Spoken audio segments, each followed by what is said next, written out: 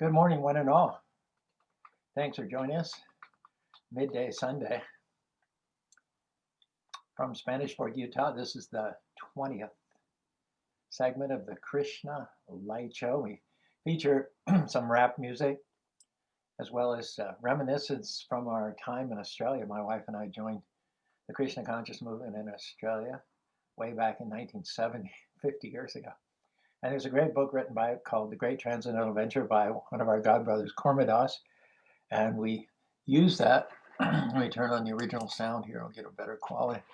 We use that to trigger our memories of those days of pioneering Krishna consciousness in the land down under. Let me just close this window here. So we usually start off our program with some music. And Ganesh is the god of beginnings. So let's do something about Lord Ganesh to kick off our 20th observance of the Krishna Lite show. This is by MC Yogi. It's from an album called, in fact, Ganesh is Fresh. Ganesh is so fresh. Hold on, we'll wait till the percussion's coming. Ganesh is so fresh, chilling on his throne, surrounded by incense, fruits, and gold. The keeps the sweets piled up in his bowl. He guards the gate and protects the threshold. When you're blessed by Ganesh, you conquer birth, disease, old age, and death. Because he paves the path that leads to the soul, and he's known for removing all obstacles.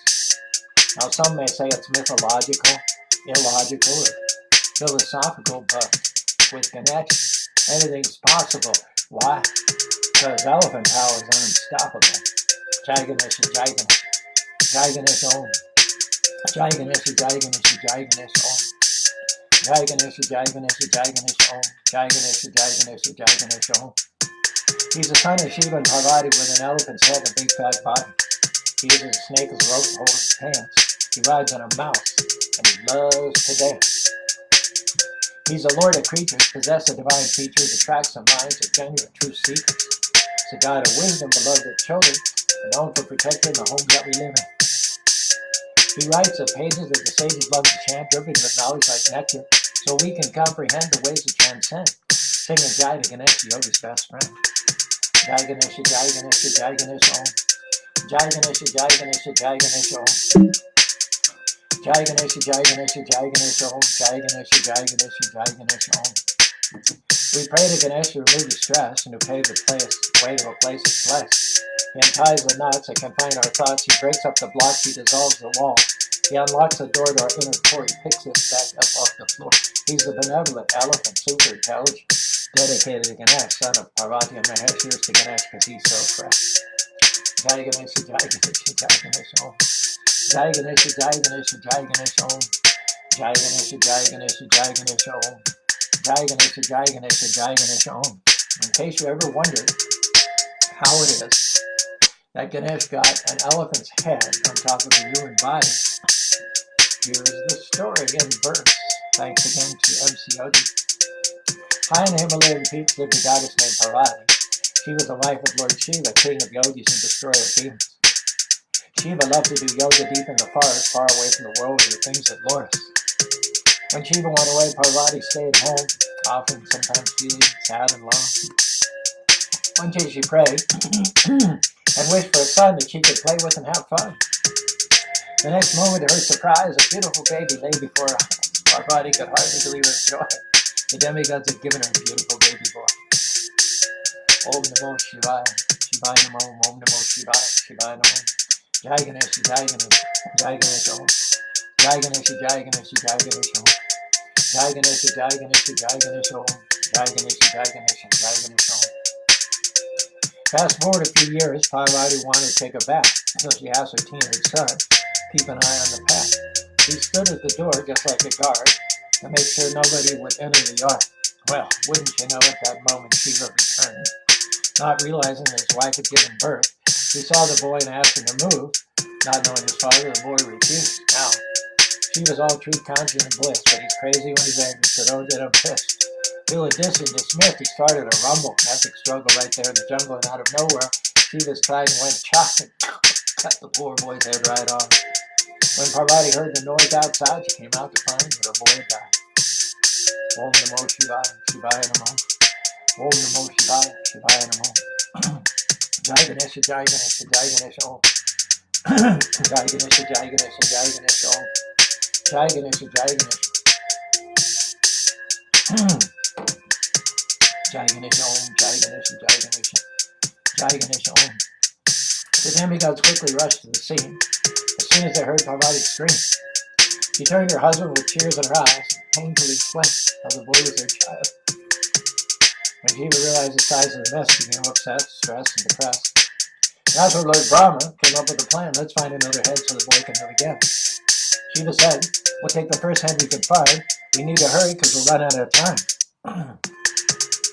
Deep in the jungle, they met an elephant, a wise old being who retained enlightenment. He bowed to the gods and offered his head.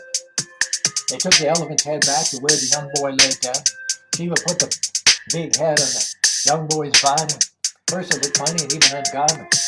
Our body said it fit like a glove. Truly a face that only a mother could love. When Shiva saw that his son was refreshed, he embraced him and he called him Ganesh. Jai Ganesha, Jai Ganesha, Jai Ganesha, Om. Jai Ganesha, Jai Ganesha, Jai Ganesha, Om.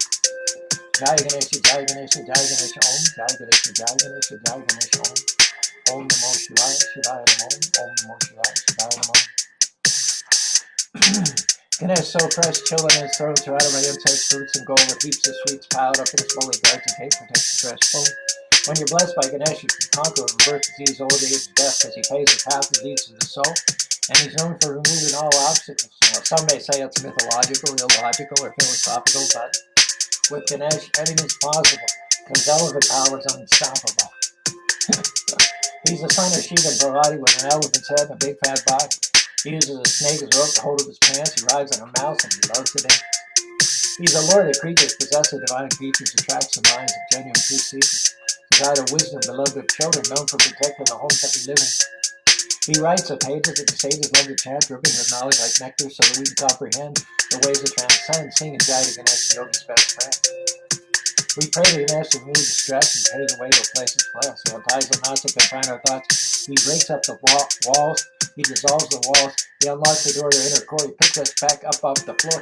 He's a benevolent elephant, super intelligent, dedicated to Ganesh, son of Parvati and Mahesh. Here's the Ganesh cause. He's so fresh. Jai Ganesha, Jai Ganesha, Jai Ganesha, Om. Jai Ganesha, Jai Ganesha, Jai Ganesha, Om. Jai Ganesha, Jai Ganesha. You ready, vibe? Jai Ganesha, Om. Jai Ganesha, Jai Ganesha, Jai Ganesha, Om. Om Namo Shivaya, Shivaya Namo. Om Namo Shivaya, Shivaya Namo. Okay, here comes Bhai to trigger our memories from the old days in Australia, continent down under, from a book called The Great Transcendental by Kormadas.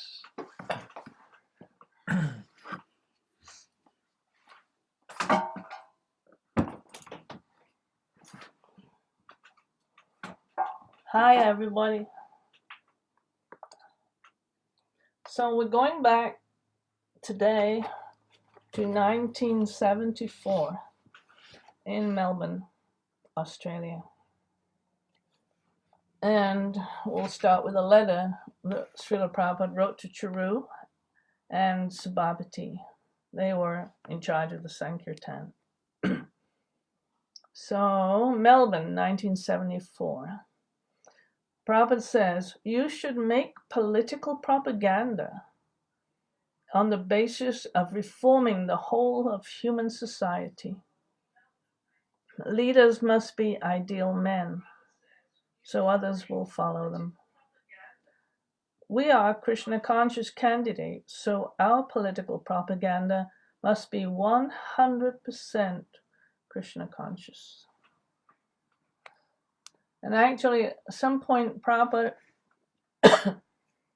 he said, if you're a politician, we'll make you Krishna conscious, and that's the best way, rather than devotees who are already Krishna conscious becoming politicians.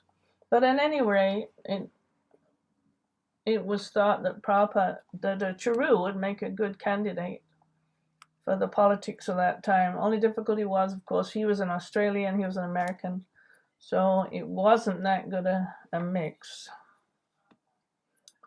A huge pre-Christmas push on book distribution throughout Australia predictably inflamed the local councils. So, of course, this was the beginning of really big book distribution, and we started to take advantage of the Christmas season. Australia being down under, Christmas is a warm time of the year, so it's quite nice to do book distribution marathons at that time in that climate. So Caru and I guess Bhagavad Gita, Caru at least I know, had gone to Perth with a traveling Sankirtan party and created a stir. Perth's town clerk authorized the city's solicitor to issue summonses to prevent the devotees from playing musical instruments. So Sankirtan wasn't just book distribution, he was always chanting on the streets. But they were unable to find suitable legislation to remove the devotees from the Hay Street Mall and Murray Street. The Perth City Council admitted they were looking to Sydney and Melbourne to find suitable avenues for prosecution. But they were to find no solution, especially from Sydney. And a historic judgment on February 26, 1974, the Chief Judge in Equity of the Supreme Court of New South Wales, Mr. Justice Street, rejected an application for an injunction against the members of the Hare Krishna movement. So now we're going to hear what Mr. Justice Street said. So as far as can be seen from two magazines, from the evidence of the conduct of the defendants and other members of society, it pursues its activities in peaceful and totally non-violent manner. The social and religious precepts by which its adherents subscribe do not involve any public activities offending current community standards of decency. Their dress, appearance, and conduct is perhaps colorful, and this tends to attract to them a degree of attention which they may regard as assisting them in popularizing their beliefs. It should be emphasized at the outset that this court is not sitting in judgment upon the Hare Krishnas. It is sitting in judgment upon a claim that 5 members of that sect should be restrained by injunction from activities in the Sydney streets and parks. So they just chose a situation because 5 or more devotees were going out, and we would relocate ourselves. Somehow or other, I got to play the drum. I have no idea how. When Balimadan first came, he brought mridangas, and they were real mridangas, and the authentic ones from Bengal made of clay. And they sounded beautiful. And he taught us what he thought were a couple of basic beats. The beat we heard a lot was what we call the Prabhupada beat. And I kind of learned it, but mostly I made up stuff. And I wasn't very strong, but I would bang away. And sometimes would be on the streets for 6 or 8 hours. So somehow or other, I got to stay in time, if not in tune. So I banged away all day long, and somebody else played the cartels, and somebody sang. And to be honest, it's not surprising people complain, because sometimes we stayed in one location for a long time. However, later on we learned how to move around a bit. So, continue with Mr. Justice Street's comments. The court will always proceed with care before interfering with the peaceful and non-violent public manifestations of views, religious, political, or otherwise. Bona fides held by people who choose, for one reason or another, to expose their conduct to public gaze. The court will not, however, concern itself with an attempt to evaluate the objective rightness or wrongness of the views espoused by people whose conduct is under a challenge. I do not consider that the case is one in which an injunction should be granted to the council. It will be regrettable if my declining to grant an injunction to the council in the proceedings were to be misconstrued as an encouragement to other members of this society or to any other person or societies to obstruct the free passage of citizens or to create a noise nuisance within the roads, footpaths, and parks of the city. So when he said that, we made sure that we became less intrusive and more courteous, learned to discriminate, and make our Sankirtan chanting more acceptable and attractive. So he continues, on the other hand, Sydney is a large place. Its streets throng with people whose dress, appearance, conduct, and interests vary over a wide range. The manifestation of eccentricity by a person or persons, either on isolated occasions or regularly, within such a large city may be thought to lend some color to that city. If everyone dressed, looked, and behaved alike, a drab monotony would pervade the city. The community tolerates nonconformity. I therefore decline to grant the council the injunction sought by it. The case is not one in which the court would, as a matter of direction, grant declarative relief independently or substantive injunction relief. I accordingly refuse the declaration sought and order that the suit be dismissed. There will be no order as to costs. Exhibits are to be handed out. So this is Prabhupada that told us just ignore everything. Don't fight any cases, just ignore them and they'll go away. And that's exactly what happened. So hundreds and hundreds and hundreds of times we were arrested, thrown in jail. Bail was sought. Fines were there. Prabhupada said, don't pay the fines, don't pay any attention, and don't get lawyers to fight the suits. They'll take care of themselves. So the newspapers were quick to report, Hare Krishna adds color, says the judge, and Krishna beats the council in court. The council was understandably very embarrassed.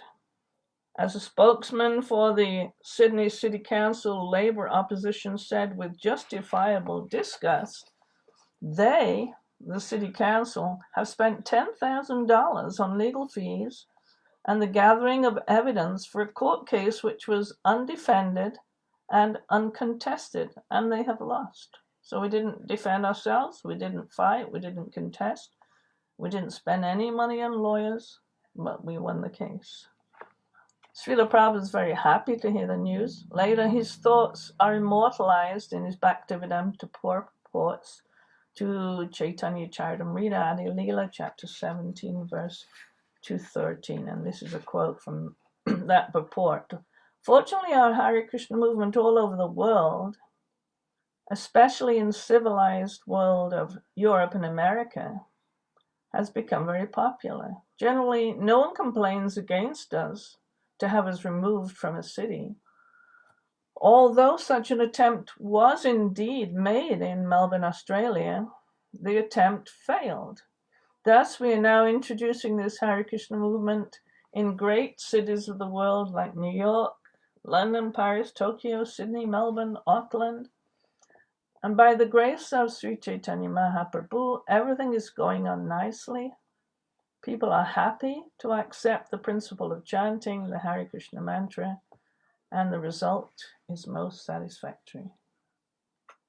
So anyhow, we were going out constantly on Sankirtan, and we were working long hours and doing the deity worship, and I guess we needed a break. So Prabhupada invited all the devotees to go to India for Gaura Purnima, which takes place usually in March. As devotees steadily increased their book distribution, they had to mix more and more with materialistic people. As they did so, it was inevitable that they would become worn down. So first we were pretty much staying in the temples. Then we started going out to preach, and we became pretty taxed. The Australian devotees were happy then that Srila Prabhupada extended an open invitation to be with him in India for the first official international gathering to celebrate the appearance day of Sri Chaitanya Mahaprabhu. That's March 1974. This festival would recharge spiritual batteries and renew enthusiasm for another year of preaching to those caught up in any mundane consciousness. The first half of the festival started in Mayapur, where Lord Chaitanya was born. After 10 days, the devotees were scheduled to visit Vrindavan, the holy place of Lord Krishna's pastimes. So I was on that journey, that trip. We spent 6 weeks in India, and many of my old memories are just very vivid. The way we didn't have anywhere comfortable to stay, we slept either on the dirt in the mud huts, or we slept out in the concrete of the construction that was going on. The first building, the Lotus building in Mayapur, was being erected, but everything was quite crude. There's no kitchens. I remember the ladies, the Indian ladies, cutting the food and putting it in big pots. They had these little tools. They cut the vegetables with their feet. Things were pretty village-like in those days. And we took buses and trains here and there. So let's read something here. I went to start a center. No, this is Prabhupada speaking.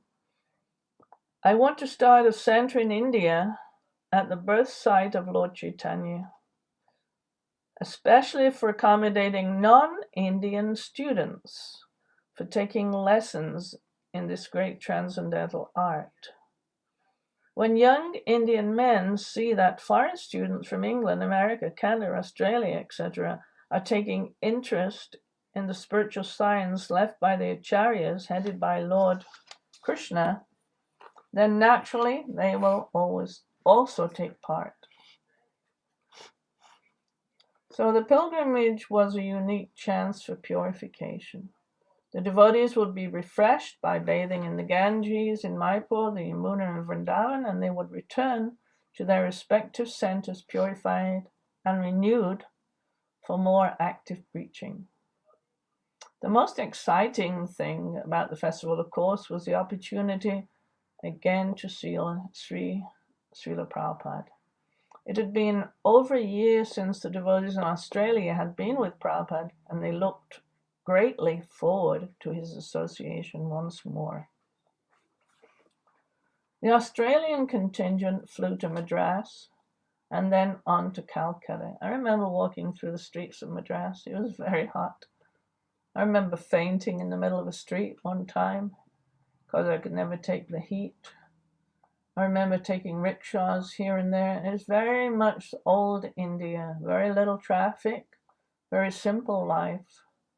And India, as it had been for hundreds and thousands of years, now these cities are very big and overtaxed and industrialized. But in those days, it was still very simple.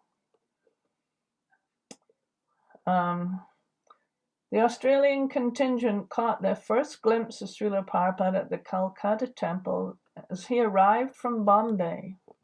That was 28th of February, 74. Some of the Australian devotees squeezed into Prabhupada's tiny room, just as Ramaswar presented Prabhupada with an advance copy of the recently published volume of Chaitanya Charitamrita. Prabhupada admired the handsome volume containing chapters 7 through 11 of the Adi Leela. It's very exciting in those days. These books were coming out. Prabhupada was translating, and the books were hot off the press right after he'd completed the editing. Chapter 9 especially glorified the Sankirtan movement begun by Lord Chaitanya, and verse after verse ecstatically confirmed the authenticity of Srila Prabhupada's movement. Madhavisa immediately placed an order. He said, well, take 1,000 copies. Srila Prabhupada's eyes lit up. He smiled broadly and looked around the room waiting for more students. So then the Australian party joined 400 members in Maipur in a joyous kirtan procession that greeted Prabhupada's car as it approached the Mandir on Bhaktisiddhanta Road. Prabhupada spoke an arrival address in the new temple with its sparkling white marble floor. He welcomed his disciples, acknowledging that Bhaktivinoda Thakur's prediction that one day international Vaishnavas would chant together in the holy land of Mayapur, that this was now taking place. Prabhupada encouraged the devotees to take advantage of the holy Dham and not waste a moment of time. So they had built the temple room, simply big square construction of concrete and then a marble floor, tiny little room at the end for putting in deities, and that was the temple for the longest time. Now, of course, a massive temple is almost completed, should be open in a year or two, and the deity worship is amazing. During their stay in Mayapur, the Australian devotees kept this in mind and so eagerly volunteered for service, whether distributing prasadam to local pilgrims, chanting, or cleaning. After almost 2 weeks in Mayapur, the devotees traveled to Vrindavan. Local devotees had flooded Vrindavan with handbills. So personally, I managed, every time I go to India, I always get very immediately purified, so I managed to get sick. Later on, I discovered that I had picked up hepatitis. But I was in a terrible condition, lying on the floor. I was staying in a room with Pishima, Prabhupada's sister. She had a little stack of pots that she cooked in, one over the other, and that way they all cooked each other. And she just lay down straight on the concrete. I had offered her shoes that I wore, hoping she would take care of her feet, but she refused to wear my shoes. I was very foolish in those days, thinking that Prabhupada's sister would wear my shoes. But I had gotten very sick. I was lying on the floor day after day, trying to get up and do service, but unable to. Prabhupada stopped by, looked in the room and said, "What is this Maya, sleeping during the day?" I did my best, but then I think they managed to get me to the station and put me on a train, and somehow, unconsciously, I ended up in Vrindavan. On the way to Vrindavan, I stopped at the Delhi temple. They put me there, still unconscious. They laid me down on the floor, and then that was where my fever broke. They packed me on ice. And because my fever was prevented from elevating, because I had about 10 bags of ice around me, the fever broke. And remember, after that, I was able to stay alive and awake, and we went down to Vrindavan.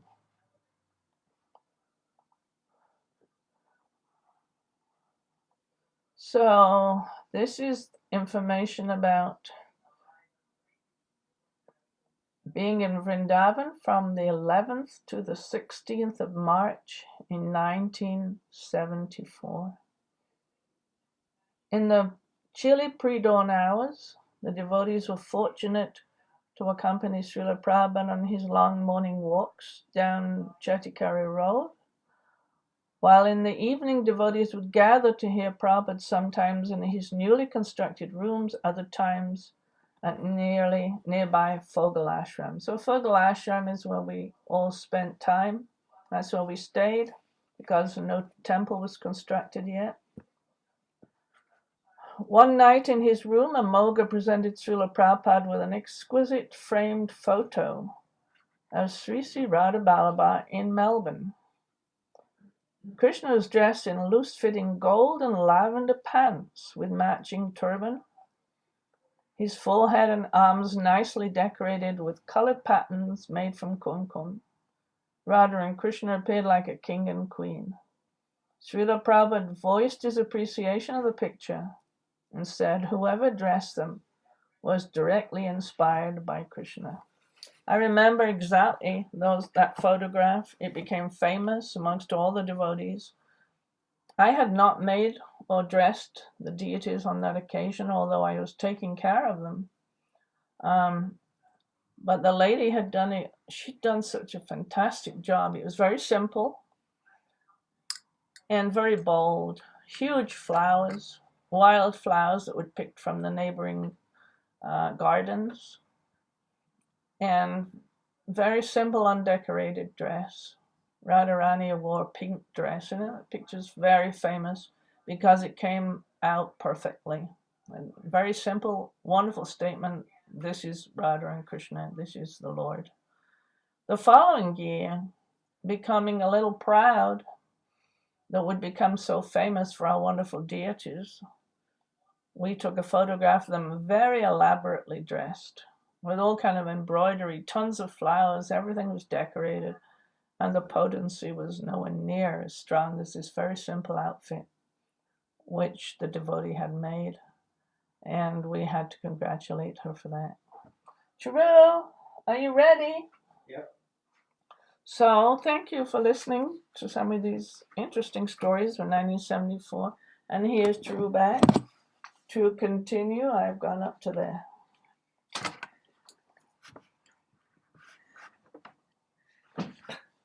I never heard all those stories about Bhagavad getting sick and her trip to Mayapur.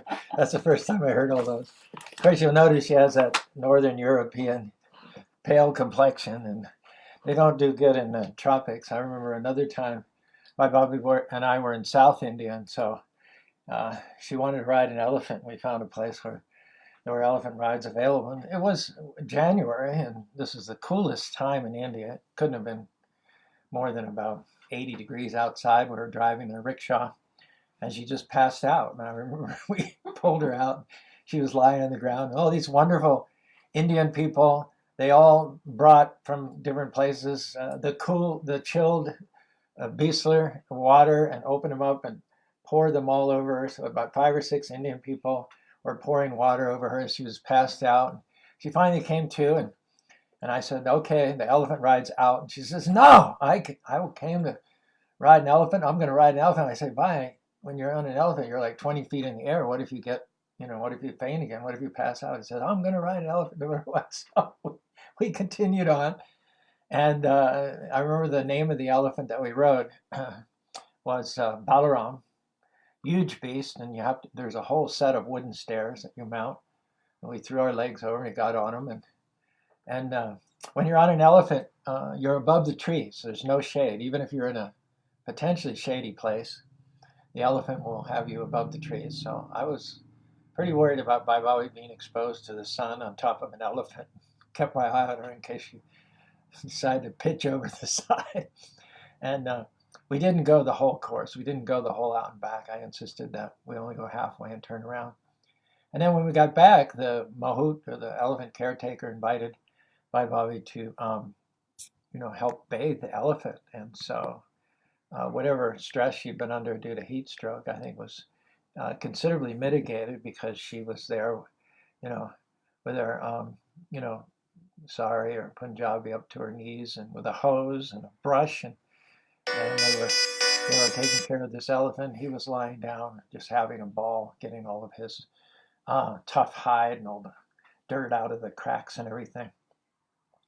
But anyway, I was interested to hear about that first trip. I remember because there were so few immunities, and I had to stay back that year to watch the temple. And at first, I was just really chagrined, crestfallen, disappointed when Madhavisa nominated me to stay back with the skeleton crew. But when the devotees started straggling back, They were gaunt, they'd lost weight, they were yellow and pale.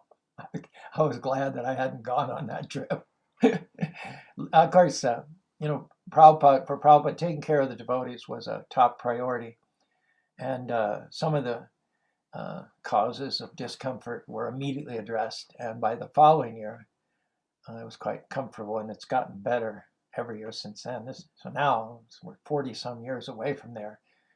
It's very, very nice in Mayapur. Not only the accommodation's nice for the devotees, but if you're a Prabhupada disciple, I mean, it's really the red carpet. I don't think they charge you anything for food or meals. And of course, the crown jewel of everything is the $30 million Temple of Vedic Planetarium, which is just within a year or two of being finished. And that'll be one of the it'll be the 8th wonder of the world when it's open.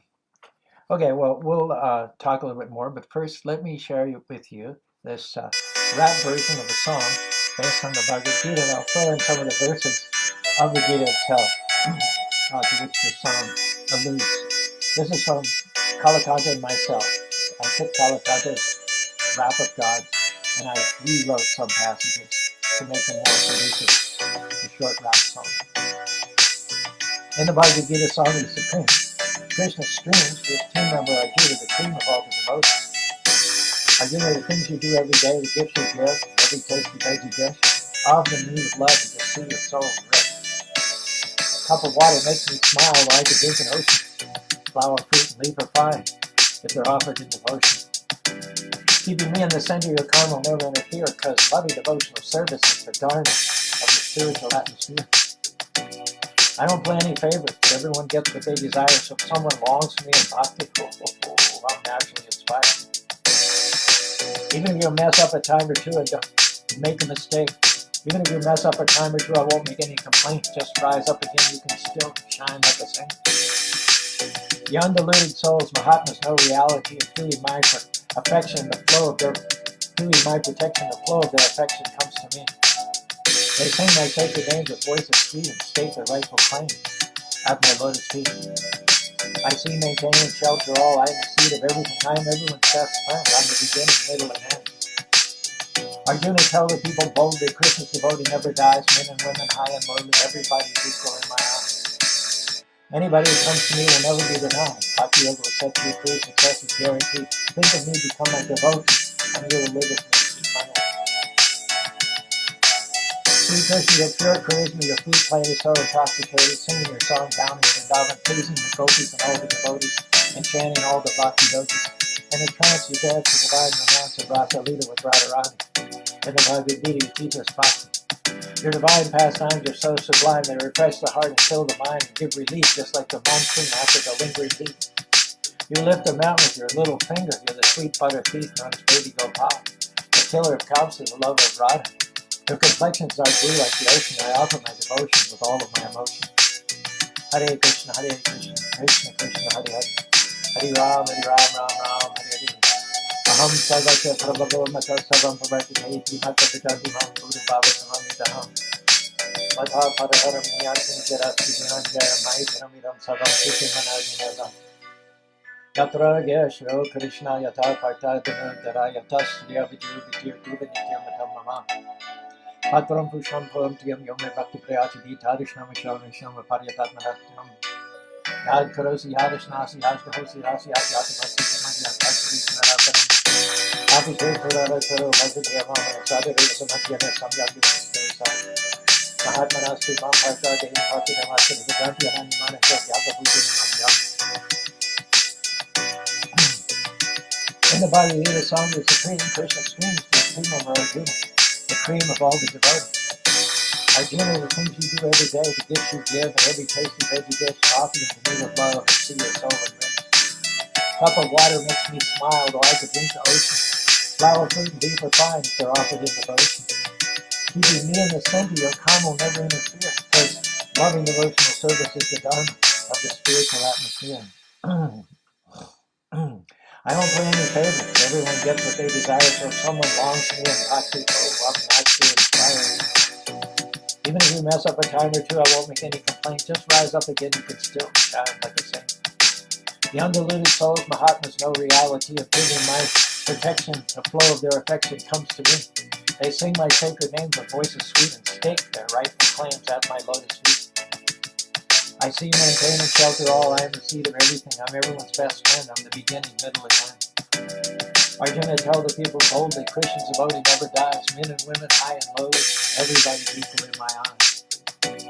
Anyone who comes to me will never be denied. Bhakti Yoga will set you free. Success is guaranteed. Think of me, become my devotee, and you will live with me eternally. Hare Krishna, Hare Krishna, Krishna Krishna, Hare Hare, Hare Ram, Ram Ram, Hare Hare. Hare Krishna, Krishna Krishna, Hare Hare, Hare Ram, Ram Ram, Hare Hare. Hare Krishna, Krishna Krishna, Hare Hare, Hare Ram, Ram Ram, Hare Hare. That was the Bhagavad Gita rap of God, you might say. So this is page 325. As you know, we're on the 20th episode of the Krishna Lite show. So that means we've been going for 5 months. Every Saturday at 1 p.m. Mountain Daylight Time. We've progressed to page 325, and we're between, I think, the 3rd and 4th visit of Prabhupada to Australia. But this section has to do with the devotees going to India and seeing Prabhupada at the annual Gaur Purnima Ram Navami festival.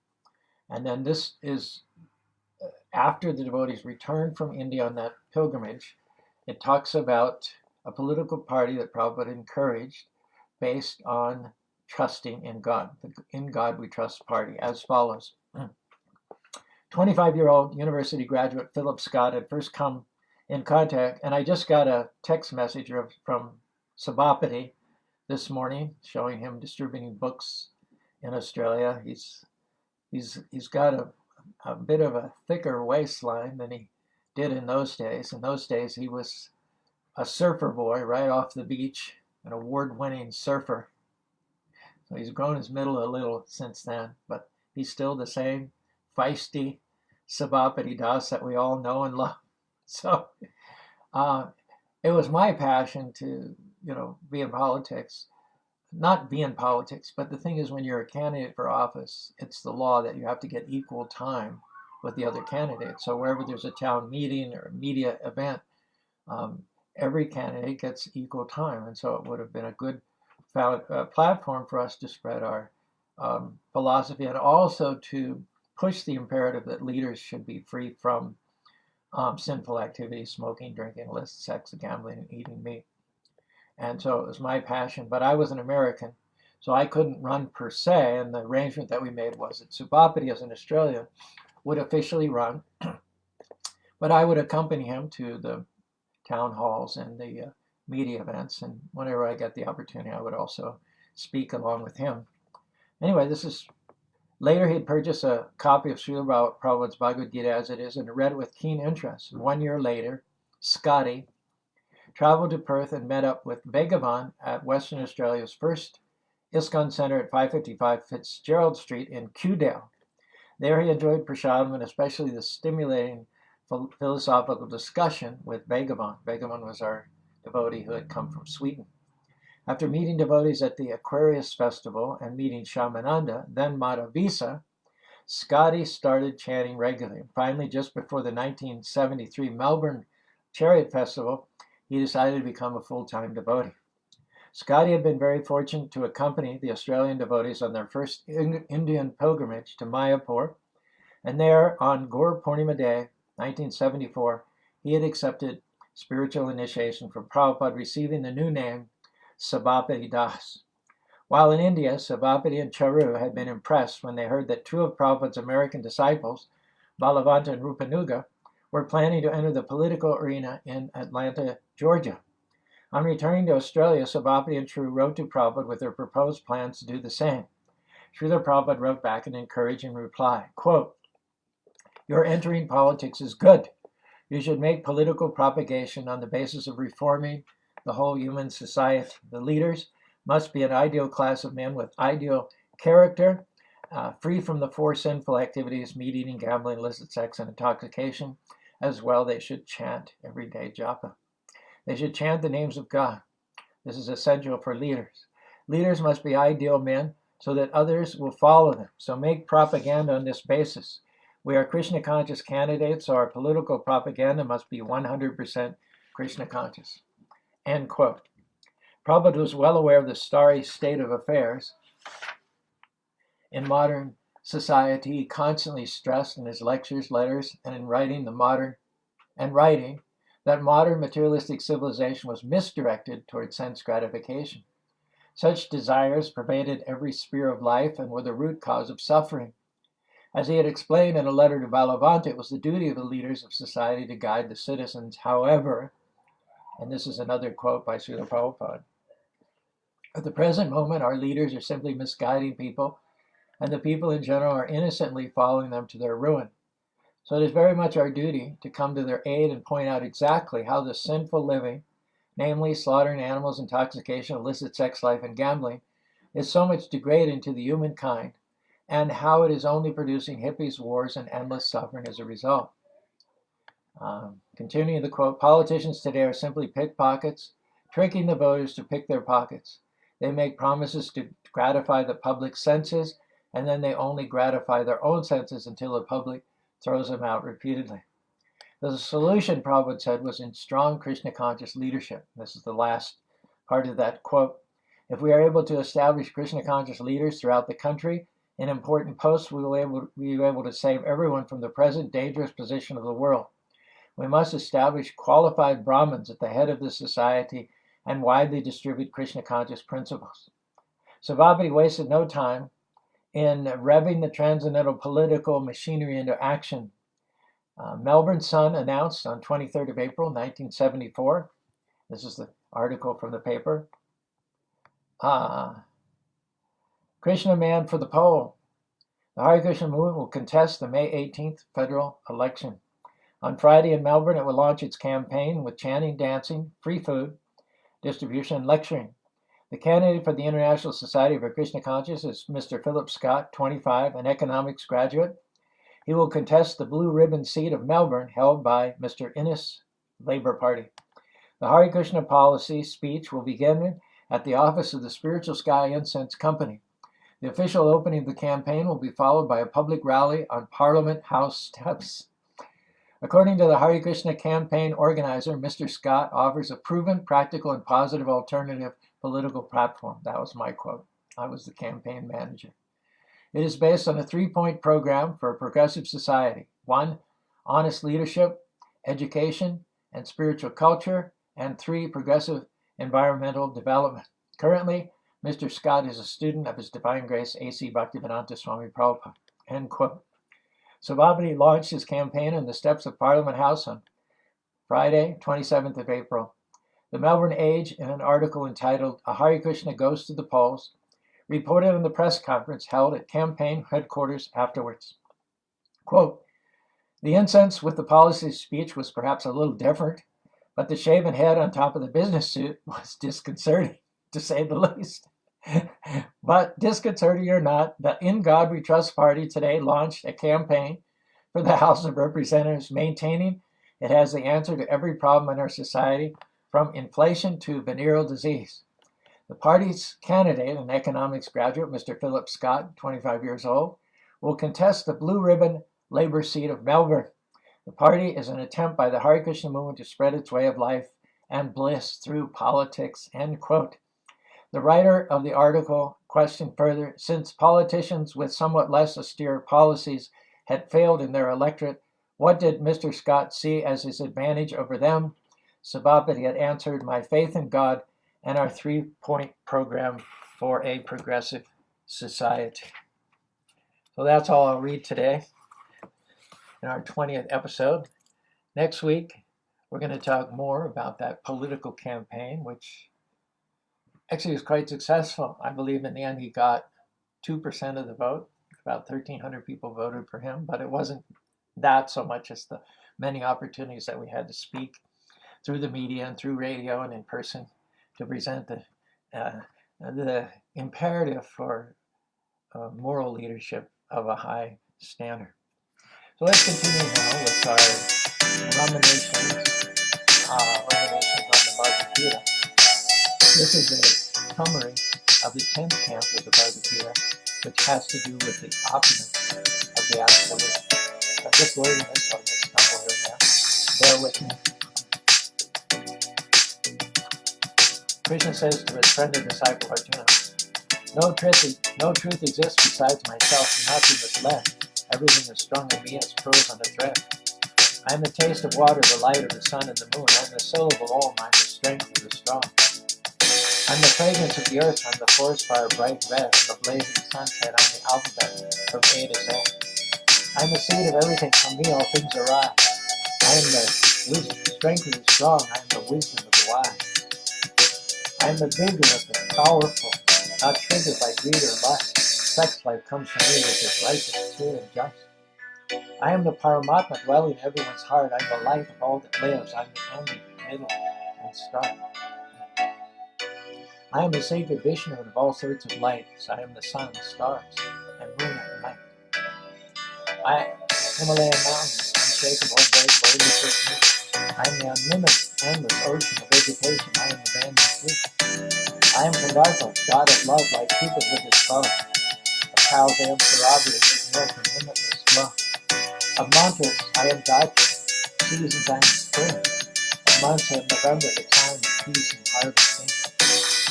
Of beasts I am the lion, of men I am the king. I am Yama, lord of death, who judges everything. Of weapons I am the thunderbolt.